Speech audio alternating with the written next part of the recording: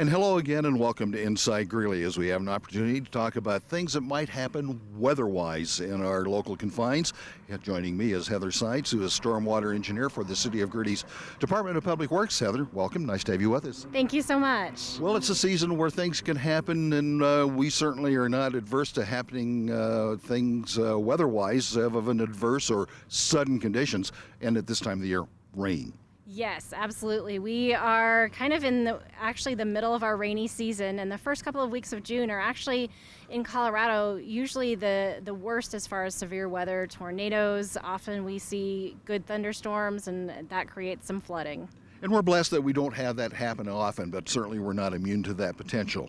Absolutely. In fact, we had, folks will probably remember, last year we had 2 big storms in May and another really big one in August. Well, kind of the scenario is there are things you can do before, during, and after. So let's kind of start with the first of the words, before. Absolutely. So what we want to remind folks is this is that time of year. I kind of joked with a friend, I start getting obsessed about my weather apps. I have 2 weather apps on my phone.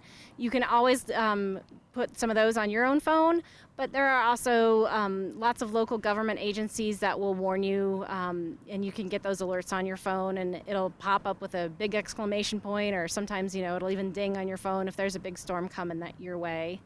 So that's a great tool, is to be prepared that there might be a big storm coming our way. We might see, a couple of inches of rain or something to that effect. And with weather technology being as good as it is these days, although not always necessarily 100% accurate, but pretty good, and we get those advisories in advance, as you indicated. Absolutely. It's more than just looking up in the sky and seeing that big dark cloud and saying, oh no, what's coming? It's that being able to check and see that, hey, maybe tomorrow not a good day to go to the pool, but also I might want to be aware that if I'm going to try to drive home tomorrow afternoon, that it may be during an event, a rain event. And another before is if you have things in your house or on your premises that you need to safeguard, that's a before thing that you can take some preventative measures. Absolutely. That's one of the most heartbreaking things that we've seen with some of our flooding recovery efforts in the last couple of years, is going into folks where their basement has been flooded. And I've seen and heard stories about, important documents that were ruined, family photos. There was one person who had their grandmother's china, and it was in cardboard boxes. They picked up the cardboard box, and the box fell apart because it was wet. So just if you have important things, make sure that they're in, at least a plastic bin, because those are easier to move and a little bit waterproof. Or, move those to an upper level of your house. Maybe put the pictures in a second story bedroom, or, the important papers upstairs in an office. Those sorts of places that are safer. As we get to the during phase, I suppose we could fly a banner that would have the words common sense on it in large part.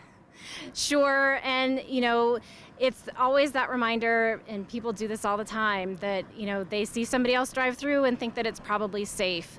But there is absolutely, as we talked about earlier, that fact that 6 inches of water can knock you down if you're a standing person, or a foot of water can move your car if you are driving through it. So just being careful and taking caution. The big phrase is turn around, don't drown. And I think I mentioned to you before we began our formal talk that a gallon of water, I read somewhere fairly recently, can weigh 12 pounds. So that doesn't take long for a whole lot of weight to accumulate.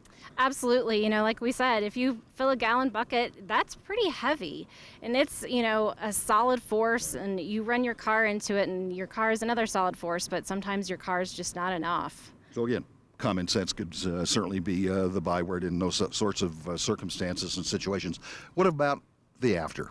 So I know, and I am, as bad as anybody else about wanting to go see what's out there, and some of the areas that, get flooded are kind of cool because maybe you don't see water in that area all the time.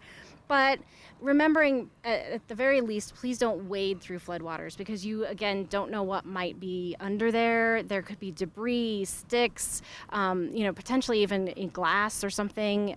So just really making sure that you're not walking through those floodwaters. Try to stay to the edge where you can see what's down there, or just go around and look from the side. And as a quick add-on for families with young children, know where your kiddies are.